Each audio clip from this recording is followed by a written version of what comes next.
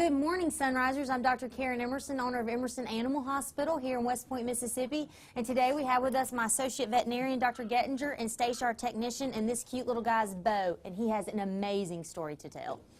Good morning, Sunrisers. So this is Beau. He's a 3-year-old bulldog that presented to us back earlier this summer for excessive weight loss, vomiting, and diarrhea. This poor guy, when he came to us, was literally skin and bones. He was fully emaciated, had lost 10 to 15 pounds, according to the owner. They had gone to another veterinarian, which were doing serial blood work, and he had elevated white blood cell count.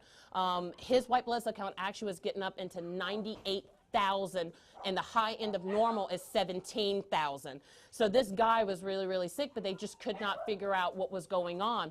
So when the owners brought him to us for a second opinion, we decided to go ahead and do a bunch of different diagnostics. Diagnostics are so important for these guys because they can't talk to us. They can't tell us what's going on. So we have to use these diagnostics to find out what is going on in their system. So we did blood work. We did barium studies to see if his GI tract was just not moving appropriately. And what we had found was that his liver enzymes were excessively elevated, and so was his pancreas, and he still had a high white blood cell count. He had been on numerous antibiotics, just nothing was working. So we decided to go ahead and do a full abdominal ultrasound and send it in to have a radiologist read it so we could see what was going on.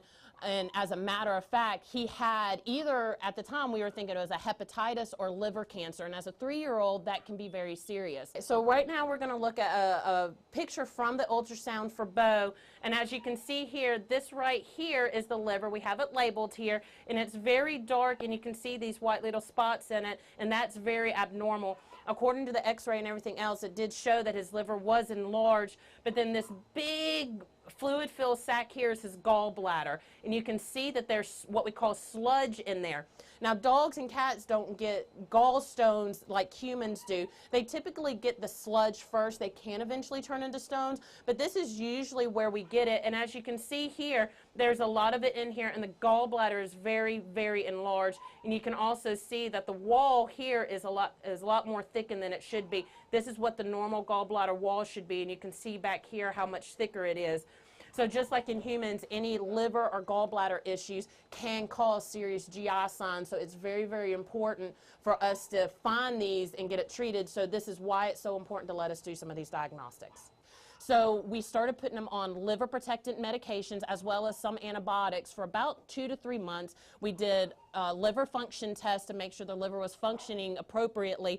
And as you can see here, he is now off on all his meds. He has gained all his weight back, is eating great, acting like a puppy again, and has recovered tremendously. So if you are concerned about your animal and you just don't know what else to do, please don't hesitate to call us, and we'd love to see them. And just know that it's so important for us to do diagnostics so we can find out what's going on with your baby. And I promise you, your pets will thank you. WCBI Animal Health with Dr. Emerson was brought to you by Emerson Animal Hospital in West Point.